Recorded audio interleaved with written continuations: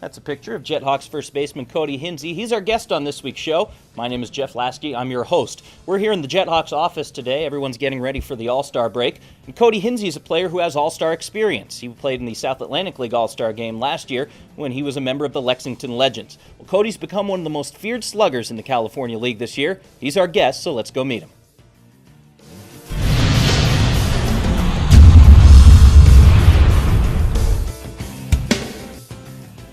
And we're joined now by JetHawks first baseman Kody Hinze, who is here with us, having a terrific season so far. And you got off to a great start, slowed down just a little bit, and now you've just exploded here over the last 3 weeks or so. What kind of adjustments have you made as the season has gone on that's led to being in the top 10 in all the Triple Crown categories? Well, I just kind of learned how they're going to pitch me and learn how play the game a little better and stuff like that. I learned they're going to throw me a lot more sliders and nibble around, so I learned to take those pitches better. Yeah, pitchers are always trying to feel out the hitters during the opening weeks of the season, figure out who can hurt them. Well, you're leading the league in home runs, you're right up there in RBIs, you got a batting average better than 300. How are pitchers trying to handle you differently now than they did maybe in April? I'm very careful. They didn't know anybody coming in, so they're trying to feel everybody out, and I had to figure them out as well, so it's all about adjustments every day. When you have the power that you have, it's easy to fall into a trap with it, of trying to hit everything out. How do you have to try to approach things at the plate to get the most out of what you can do?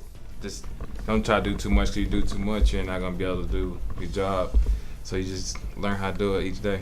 And we're coming up on the All-Star game here. I know you were an All-Star in the South Atlantic League last year. What was your experience like being an All-Star last year? It was kind of rough because we had to travel real fast from being out of town, but the game was real nice.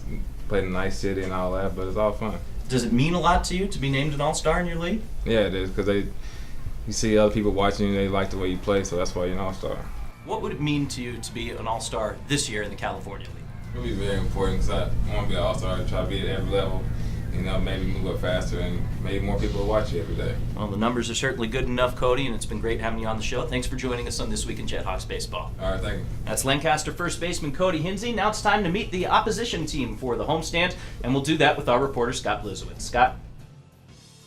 Thanks, Jeff. The JetHawks square off against the Inland Empire 66ers in the final homestand of the first half. Inland Empire is one of 4 teams with sub-500 records chasing first-place Rancho Cucamonga in the race for the Cal League Southern Division first half title. The 66ers are led by slick fielding shortstop Gene Segura and closer David Carpenter. That's a look at the Inland Empire 66ers. Now back to you, Jeff. Thanks, Scott. Let's give you our trivia question for this week's program. And it's about All-Star games, since this year's All-Star game's coming up in a few days. It's a simple question. Who was the lone representative from the JetHawks in last year's California League Carolina League All-Star game? While you're thinking about that question, let's find out what's going on around the ballpark with Will Thornhill. Will? Thanks, Jeff. The JetHawks round out the first half of the season with a 4-game set against the Inland Empire 66ers, and we kick things off with Cheers Buck Beers on Thursday night, followed by Friday night fireworks presented by the Jacob Hefner Foundation and Lancaster Honda. Saturday's a very special day here at the ballpark. It's the first sleepover. The Girl Scouts are going to come out to the ballpark, watch the game, and then they get to set up their tents in the outfield, watch a movie on the big screen, and just spend an evening with friends and family. Sunday, we round out the first half with the final game of the homestand, and it is Father's Day, so make sure you bring Dad out to the ballpark, play catch on the outfield, just have a great time with friends and family. Also, go to JetHawks.com to check out all of our promotions and the upcoming schedule for the second half of the season when the JetHawks return home later this month. Back to you, Jeff. Thanks, Will. Before we leave, let's give you our trivia question answer. We asked you who was the only JetHawks player in last year's All-Star game in the California League.